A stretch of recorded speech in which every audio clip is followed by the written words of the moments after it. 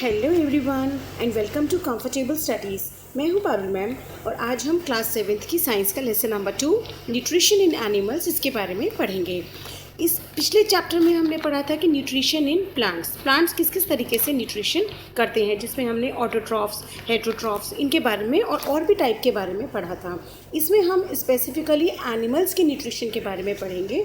तो इसमें अब चैप्टर स्टार्ट करते हैं। तो इसमें दिया है animal nutrition includes nutrient requirement, mode of intake of food and its utilization in the body। तो हम खाना जब खाते हैं तो हमारी बॉडी को पर्टिकुलर न्यूट्रिएंट्स की मतलब रिक्वायरमेंट होती है हर एज के हिसाब से। ये मैंने पहले भी तो आप बताया था एक वीडियो में कि एज के हिसाब से और अपनी बॉडी के फीचर्स के हिसाब से हमें जो है अलग अलग रिक्वायरमेंट्स होती हैं। हमारे वर्क के हिसाब से हम क्या काम करते हैं, कितना काम करते हैं, कितना हमारा वर्कआउट है, उसके हिसाब से हमें न्यूट्रिएंट की रिक्वायरमेंट्स होती है। तो उनकी रिक्वायरमेंट्स को पूरा करना and mode of intake of food, और हम किस तरीके से फूड लेते हैं, कौन सा हमारा मोड है, and its utilization by the body, और हमारी बॉडी उसे यूटिलाइज करे, इस पूरे प्रोसेस को न्यूट्रिशन कहते हैं। ठीक है, इसमें है कि हमने क्लास 6 में पढ़ा था कि हमारा जो फूड होता है उसमें कंपोनेंट्स होते हैं, डिफरेंट टाइप के कंपोनेंट्स होते हैं। इसमें लिखा है ट्राई टू रिकॉल देम। तो इसमें हम याद रखेंगे कार्बोहाइड्रेट्स, फैट्स, प्रोटीन्स, मिनरल्स, है ना, हमने पढ़ा था, याद होगा आप सभी को। तो ये हमारे फूड के कंपोनेंट्स होते हैं। जब ये हमारी बॉडी में जाते हैं तो क्या ये एज इट इज़ तो नहीं हमारी बॉडी में एब्जॉर्ब हो जाते हैं, हमारी बॉडी के काम आते हैं। इनको ब्रेक डाउन किया जाता है इनटू स्मॉलर सब्सटेंसेस। कैसे, अब हम यहाँ देखेंगे the components of food such as carbohydrates are complex substances. These complex substances cannot be utilized as such, but these are broken down into simpler substances. इनको smaller या simpler substances में break down किया जाता है जो कि हमारी body में एब्जॉर्ब होने लायक हो जाता है। तो ये देखो यहाँ पे डायग्राम में दिया है कॉम्प्लेक्स सब्सटेंसेस और break down into simpler substances. तो अब हम यहाँ पे देखेंगे डेफिनेशन। इसमें लिखा है कि when complex food is break down into smaller substances and it is ready to utilize for our body is called digestion. तो डाइजेशन क्या होता है? कॉम्प्लेक्स सब्सटेंसेस को स्मॉलर सब्सटेंसेस में ब्रेक डाउन हो जाना ताकि हमारी बॉडी अब उसे एब्जॉर्ब कर सके या यूज़ में ले सके। This process is called digestion. अब इसमें टॉपिक आता है कि different ways of taking food. Her animal, जैसे प्लांट्स में भी हमने पढ़ा था कि प्लांट्स का अलग अलग टाइप का फूड इंटेक होता है, इसी तरीके से हर एनिमल का भी अपना अलग तरीका होता है। जिस तरीके से ह्यूमंस खाते हैं उस तरीके से सारे एनिमल्स, इंसेक्ट्स नहीं खा सकते हैं। तो इसके बारे में दिया है the mode of taking food into the body varies in different organisms. Her organisms में अलग अलग टाइप की होती है। जैसे बीज, जो मधुमक्खी होती हैं, humming bird suck the nectar of plants का नेक्टर यानी उसका जो जूस होता है उसको सक करते हैं। Infants of human and many other animals feed on mother's milk. और बहुत सारे मतलब ह्यूमंस के जो बच्चे होते हैं, जब वो छोटे होते हैं 6 मंथ्स से के अराउंड या उससे छोटे होते हैं, तो वो मदर मिल्क या मिल्क के ऊपर फीड करते हैं, वो खाना नहीं खा सकते हैं। Next is snakes like the python swallow the animal they prey upon. और स्नेक जो है वो पूरा का पूरा ही प्रे, अपना शिकार को पूरा ही निगल लेते हैं अपने अंदर, उसके बाद उसको धीरे धीरे उसको डाइजेस्ट करते रहते हैं। Some aquatic animals filter tiny food particles floating nearby and feed upon them। और कुछ एक्वेटिक एनिमल्स होते हैं वो जो छोटे छोटे फूड पार्टिकल्स पानी में फ्लोट कर रहे होते हैं उन्हीं को खा करके अपना न्यूट्रिशन ले लेते हैं। तो हमने ये देखा कि अलग अलग टाइप से मोड, अलग अलग फूड अलग अलग टाइप से लिया जाता है। तो इसमें बेसिकली अब हम यहाँ पे देखेंगे कि कौन कौन से टाइप इसमें दिखाए हैं, हम उसको डिवाइड कर सकते हैं। एक है स्क्रैपिंग। स्क्रैपिंग में क्या होता है, जैसे एंट को कह सकते हैं हम, जो चींटी होती है, चींटा होता है, ये क्या करते हैं अपने फूड को अपने जॉ में जकड़ लेते हैं और उसको स्क्रैप यानी छोटे छोटे पीसेस में तोड़ते रहते हैं और उसको खाते रहते हैं काफ़ी देर तक। वो ऐसा नहीं है कि पूरा का पूरा स्वालो नहीं कर सकते हैं। Next is chewing. च्यूइंग में आता है जैसे हम अपने फूड को माउथ में लेके पहले चबाते हैं, पूरा साबुत नहीं निकल सकते हम पहले च्यू करते हैं। एक होता है साइफनिंग, ये इसमें क्या होता है कि जैसे हम कहेंगे कि मस्कीटो होता है, उसके आगे ऐसे एंटीना टाइप से होता है जिन्हें हम साइफन कह सकते हैं। तो जो साइफन होता है वो फूड के अंदर से उसको सक कर लेता है, फूड को किसी प्रे के अंदर से फूड को सक कर लेता है, उसे कहते हैं साइफनिंग। एक है कैप्चरिंग एंड स्वेलोइंग। कैप्चरिंग और स्वेलोइंग में देखो फ्रॉग होता है, जैसे फ्रॉग अपनी टंग को बाहर निकालता है, प्रे को अपने अंदर अपनी टंग में लपेट लेता है और पूरा फूड ही वो अंदर अपने स्टमक में ले लेता है, स्वेलो कर लेता है। इसी तरीके से स्नेक करता है, पूरा फूड अपने अंदर। ठीक है, नेक्स्ट इज स्पंजिंग। स्पंजिंग में क्या होता है कि जो इंसेक्ट्स होते हैं बेसिकली वो क्या करते हैं, अपनी जो सलाइवा होती है उसको फूड के ऊपर गिरा देते हैं, जिससे कि वो सॉफ्ट हो जाता है, फिर वो उसको फूड को सक कर लेते हैं, मतलब एब्जॉर्ब कर लेते हैं, इसे कहते हैं स्पंजिंग। एक है सकिंग। सकिंग में वही है जैसे बीज जो है वो नेक्टर को सक कर लेती हैं। ठीक है, तो ये टाइप्स ऑफ मोड दिए हैं हम फूड किस किस तरीके से ले सकते हैं। अच्छा, इसमें यहाँ पे एक स्टार फिश के बारे में दिया है कि स्टार फिश कैसे अपना फूड लेती है। ये देखो एक डायग्राम में स्टार फिश बनाई है। Star fish feeds on animals covered by hard shells of calcium carbonate. जो सी में या वाटर बॉडीज़ में जो कैल्शियम कार्बोनेट के शेल्स वाले जो एनिमल्स होते हैं, जैसे मतलब इस टाइप के जो एनिमल्स होते हैं जिनमें हार्ड शेल होता है, उसके अंदर जो एनिमल पड़ा होता है उसके लिए वो कैसे करते हैं, सबसे पहले उस शेल के अंदर अपना स्टमक जो है, स्टार फिश अपना स्टमक पॉप आउट करती है बाहर, और उसके स्टमक से जो है पूरा माउथ जैसा बन जाता है, उसको वो मतलब अपनी बॉडी के अंदर, स्टमक के अंदर डायरेक्टली ले लेता है पूरे फूड को। एंड उसके बाद soft animal inside the shell के अंदर जो एनिमल है उसको वो पूरा का पूरा स्टमक ही अंदर अपने ले लेता है। उसके बाद स्टार फिश का stomach goes back into the body and the food is slowly digested, मतलब पूरा स्टमक ही बाहर आ जाता है। ये नए टाइप का होता है स्टार फिश में। नेक्स्ट इसमें दिया है डाइजेशन इन ह्यूमंस। ह्यूमंस में क्या होता है, ह्यूमंस में काफ़ी कॉम्प्लिकेटेड डाइजेस्टिव सिस्टम होता है। जैसे we take in food through the mouth, सबसे पहले हम माउथ में लेते हैं, फिर हम उसे डाइजेस्ट करते हैं, उसके बाद हम उसको यूटिलाइज करते हैं। तो और जो अनयूज्ड पार्ट होता है वो डिफेकेटेड हो जाता है, मतलब हमारी बॉडी से आउट हो जाता है एज अ वेस्ट मटेरियल। ठीक है, तो अब हमने ये सब तो जानते हैं, अब हम क्या जानेंगे कि सबसे पहले शुरू होता है buccal cavity and ends at the anus. हमारी जो माउथ की ये कैविटी होती है, यहाँ से शुरू होता है हमारा डाइजेस्टिव सिस्टम, और कहाँ पे, एनस, जो सबसे लास्ट पार्ट होता है हमारी बॉडी का, जहाँ से वेस्ट मटेरियल बाहर आता है, वहाँ तक हमारा एंड होता है। ठीक है, तो अब इस कैनल को हम कितने में डिवाइड कर सकते हैं, बकल कैविटी, फूड पाइप और oesophagus, stomach, small intestine and large intestine, और इसके बाद में रेक्टम एंड एनस। हम इतने पार्ट्स में इसको डिवाइड कर सकते हैं। अब यहाँ पे क्वेश्चन फ्रेम होता है कि हमसे पूछा जा सकता है कि नेम द डाइजेस्टिव पार्ट्स, या फिर name the organs included in the digestive system और इन ह्यूमंस। ह्यूमंस के डाइजेस्टिव सिस्टम में कौन कौन से ऑर्गन्स होते हैं। इसमें क्या है कि ये भी क्वेश्चन आ सकता है कि इनको हम सीरीज़ में लगाएं कि वो कैसे कैसे होते हैं, तो नंबरिंग के हिसाब से भी आ सकते हैं। ठीक है, तो इसमें क्या है, आगे देखें, इसमें दिया है कि anus, it is not very long path, these parts together form the alimentary canal और डाइजेस्टिव ट्रैक्ट। इसको हम एलिमेंट्री कैनाल या डाइजेस्टिव ट्रैक्ट भी कहते हैं। The food components gradually get digested as food travels through the various compartments. जो food component होते हैं ये हमारी पूरी बॉडी में सबसे पहले तो च्यू करना, उसके बाद डाइजेस्टिव जूसेस के साथ मिक्स करके उसका डाइजेशन पूरे ही एलिमेंट्री कैनाल में होता चला जाता है, और उसके बाद अलग अलग जगह उसका यूटिलाइजेशन या सक कर लिया जाता है। The inner walls of the stomach की जो इनर वॉल होती है, अंदर की जो दीवारें होती हैं, and the small intestine and various glands associated with the canal such as salivary glands, liver and pancreas secrete juices. यहाँ पे बहुत ध्यान से आप देखना, इसमें क्वेश्चन फ्रेम होने लायक पैराग्राफ है ये।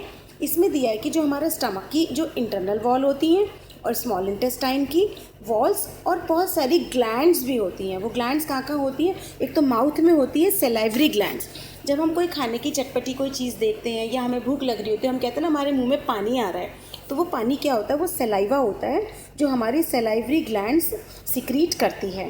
ठीक है, इससे हमारा फूड जो है वो कैसा हो जाता है, वो थोड़ा म्यूकस हो जाता है, मतलब उसमें लेसनेस सा हो जाता है, वो हार्ड नहीं रहता है, जिससे कि एलिमेंट्री कैनाल में इजीली अंदर फिसल जाता है फूड और नीचे चला जाता है, हमारी इंटरनल ऑर्गन्स को नुकसान नहीं पहुंचाता है।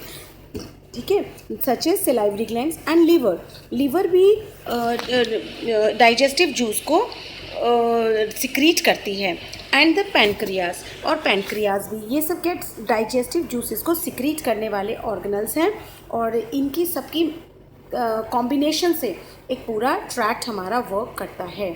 तो डाइजेस्टिव जूसेस जो होते हैं ये क्या काम करते हैं, These digestive juices convert complex substances into simpler one। अभी हमने पढ़ा था ना डाइजेशन में क्या होता है, अच्छा, substances of food into simpler ones।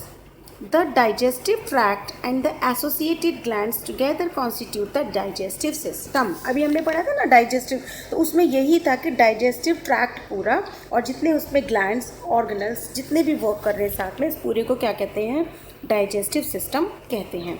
अच्छा, अब एक यहाँ पे आप डायग्राम देख रहे हैं, इस डायग्राम को मैं यही कहूँगी कि आप लोग हाथ से ड्रॉ ज़रूर करना, प्रैक्टिस कर लो इसकी, क्योंकि ये कभी भी एग्ज़ाम में ड्रॉ करने के लिए आ जाता है और लेबलिंग के लिए तो ये पक्का ही आएगा। इसमें आपको डायग्राम आ जाएगा एग्ज़ाम में, आपको लेबल करना है कि ये कौन से हमारे एलिमेंट्री कैनाल के कौन से ऑर्गन्स हैं, राइट। तो हम यहाँ से देखेंगे, इसमें सबसे पहले आता है, यहाँ पर दिख रहा है buccal cavity, next is salivary gland, next is oesophagus, ये जो यहाँ पे फूड पाइप दी है that is called oesophagus, next is liver, इधर गॉल ब्लैडर, ओके, एंड इधर अब हम चलेंगे तो यहाँ पे है stomach, pancreas, small intestine and large intestine, और सबसे नीचे रेक्टम एंड एनस, इधर रेक्टम और उसके यहाँ पे नीचे सबसे लास्ट में एनस। अब इसमें स्मॉल इंटेस्टाइन, लार्ज इंटेस्टाइन, ये क्या है कि ये जैसे देखने में लग रही है, तो ये जो स्मॉल इंटेस्टाइन होती हैं ये अंदर बहुत लंबी होती है, 5-6 मीटर लॉन्ग होती है, जो कि ऐसे ऐसे ऐसे ऐसे करके हमारे स्टमक में पड़ी होती है, जिसके अंदर पूरे के अंदर हमारा फूड चलता चला जाता है नीचे और इसके बाद डाइजेशन होता चला जाता है। ठीक है, तो ये आप डायग्राम और इसके लेबलिंग ज़रूर कर लेना, एग्ज़ाम में ज़रूर आएगा आपके। ठीक है, नेक्स्ट अब हम आते हैं the mouth and buccal cavity. अब सबसे पहले जब हमने फूड कहाँ से लिया, food is taken into body through the mouth, सबसे पहले माउथ में डालते हैं। The process of taking food into mouth is called ingestion. What is it called, it's called ingestion, या हियर इट इज़। तो हमने जो फूड अपनी बॉडी के अंदर लिया है उसे कहते हैं इंजेशन, अंदर लेना फूड को।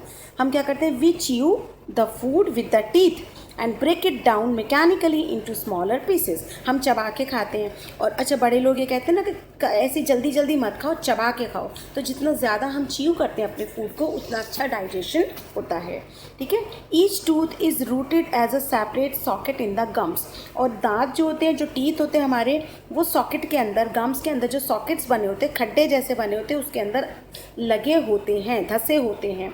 अवर teeth vary in appearance and performance and functions. हमारे दांत अलग अलग तरीके के फंक्शन परफॉर्म करते हैं, देखने में अलग अलग होते हैं, और उनकी जो है फंक्शंस भी डिफरेंट होते हैं। They are given different names, इसलिए हमारे जो टीथ हैं उनको अलग अलग नाम दिया गया है। उससे पहले मैं यहाँ पे आपको एक चीज़ बताना चाह रही हूँ, ये वाला पार्ट इसमें दिया है milk teeth and permanent teeth. हम जानते हैं, कहते हैं ना दूध के दांत और पक्के दांत, तो जो बच्चे जब 6 साल से 8 साल के बीच होते हैं, मतलब करीब 2 साल, 1.5 से 2 साल के बीच, जब बेबी 1.5 से 2 साल के बीच होता है तो उसके टीथ आने लग जाते हैं। ठीक है, जब वो टीथ आने लगते हैं तो बहुत सॉफ्ट होते हैं, जिन्हें हम कहते हैं दूध के दांत या मिल्क टूथ।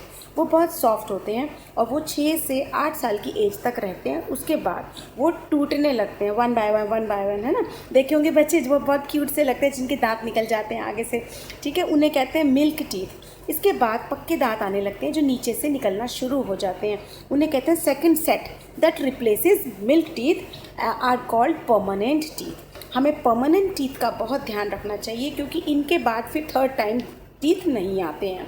जो एक बार आ गए परमानेंट टीथ, हमें उनका बहुत ध्यान रखना चाहिए और उनको 2 टाइम्स तो ब्रश करना चाहिए। इसके अलावा और भी बहुत सारे प्रिकॉशंस जो हमें लेना चाहिए, लेकिन उससे पहले हम यहाँ पे टूथ का टाइप देखते हैं कौन कौन से टाइप के होते हैं, जो कि यहाँ दिया गया है। अच्छा, स्टार्ट करने से पहले बिफोर स्टार्टिंग मैं ये बोलूँगी कि 2 1 2 3 फार्मूला होता है हमारा ह्यूमंस का। जो डेंटल फार्मूला है दैट इज़ 2 1 2 3। इसका क्या मतलब होता है? इसका ये मतलब है कि 2 1 2 3। यहाँ पे आप देखेंगे, देखो यहाँ पे एरो निकल रहे हैं, ये 3 दिख रहे हैं यहाँ पे, देखो आप देखोगे तो। अब आप दोबारा से देखेंगे यहाँ पे जहाँ पे मैंने बनाया था, ये 3 दिख रहे हैं, ये 2 दिख रहे हैं, ये 1 है और यहाँ पे वापस से ये 2 है। तो this is 2 1 2 3।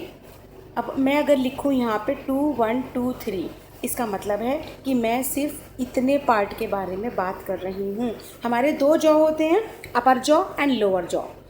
Upper jaw lower jaw में सेम टीथ होते हैं और लोअर जॉ जो हाफ पार्ट है ये भी सेम होता है। तो हमने सिर्फ आधे पार्ट की बात की है। तो 2 ये, 1 ये, 2 ये और 3 ये।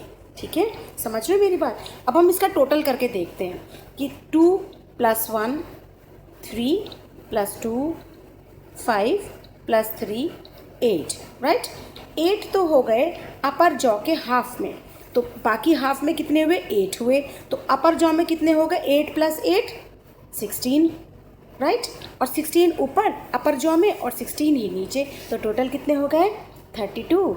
ह्यूमंस में कितने होते हैं टीथ का नंबर? 32, जिसे हम कहते हैं ना 32सी, तेरी 32सी तोड़ देंगे ऐसे करके बोलते हैं ना कुछ बच्चे। तो वो 32सी क्या मतलब होता है? 32 दांत, 32 टीथ। वो कैसे? 8 इधर अपर जॉ के इधर, 8 अपर जॉ में इधर, 8 लोअर जॉ में और इधर लोअर जॉ में, तो 16 ऊपर 16 नीचे, राइट। अब हम इसमें देखेंगे डायग्राम में इनको बोलते क्या क्या हैं, इनको किस नाम से जाना जाता है। यहाँ पे देखेंगे सबसे पहले ये स्टार्टिंग में जो 2 हैं इनको कहते हैं इंसिजर्स। क्या कहते हैं इनको? ये देखो ये 2 incisors, right. Next is canine, ये बहुत शार्प होता है। नेक्स्ट इज प्रीमोलर्स, ये 2 होते हैं। और लास्ट इज मोलर्स, जो 3 होते हैं। ये बहुत बाद में आते हैं, ये वाले बाद में आते हैं, ये वाले टीथ पहले आते हैं, राइट। तो हम इनको एक बार मेरे साथ आप बोलें, incisors, canine, premolar and molar. ठीक है, 4 टाइप के होंगे, 2 1 2 3। आई होप आपको याद रहेगा। इसके बाद में इसमें दिया है कि आपको हमें ब्रश वगैरह बहुत ध्यान से करना चाहिए, अपने दांतों की देखभाल करनी चाहिए। और जो टूथ हैं वो जब परमानेंट टीथ हैं वो दोबारा से नहीं आते, इसलिए हमें अपने खाना खाने के बाद हमेशा गार्गलिंग कुल्ला करना चाहिए। अपने दांतों से जितना भी गंदगी है उसको बाहर कर देना चाहिए, नहीं तो बैक्टीरियाज जो होते हैं वो अपना वर्क करना शुरू कर देते हैं, वो खाना शुरू कर देते हैं, जिससे कि हमारा टीथ जो है वो ख़राब हो जाते हैं, राइट। इसके बाद जो नेक्स्ट पार्ट आएगा उसमें हम पढ़ेंगे 2.3 में डाइजेस्टिव ट्रैक्ट्स के जो इंटरनल ऑर्गन अभी हमने पढ़े थे उनके बारे में। सो वीडियो लंबा होगा इसलिए मुझे अभी यहीं पे एंड करना है। नेक्स्ट पार्ट में हम पढ़ेंगे डाइजेस्टिव सिस्टम के ऑर्गन्स के बारे में, राइट। तो आई होप आपको मेरे पढ़ाने से अच्छा लगा होगा। आप मेरे चैनल को सब्सक्राइब कर लेना अगर आपको मेरी वीडियोस हेल्प करती हैं। और जब भी चैप्टर खत्म हो जाएगा उसके बाद में मैं क्वेश्चन आंसर्स की वीडियो बनाऊंगी और उसके बाद एक एक्स्ट्रा क्वेश्चन की वीडियो भी बनाऊंगी जो पूरे चैप्टर से रिलेटेड होगी। तो आई होप आपको मेरे पढ़ाने से एग्जाम में काफ़ी हेल्प मिलेगी। So happy learning, bye bye.